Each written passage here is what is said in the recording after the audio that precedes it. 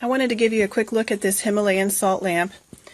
And first of all, you can see the size of it up next to some books and a lamp here. And then this is my hand next to it. So it's a really nice size. It's super heavy. I mean, heavier than you might even think. Comes on a base, so it won't scratch your table.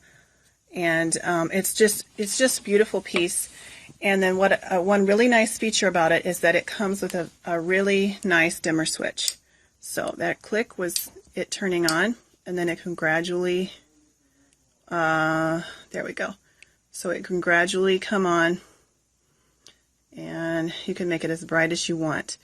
I think that in person it's a little more pinkish than it's looking on the camera. It looks very yellow on the camera, but it's a beautiful glow, and I like it even as a night light at night because I'll turn it way down and just, kind of like that, so that it's just enough for me to see at night without it interfering with my sleep. So I really like the dimmer switch feature on it, and here it's almost just barely on, and then again there is the full brightness of it. So really nice. The dimmer switch works really well.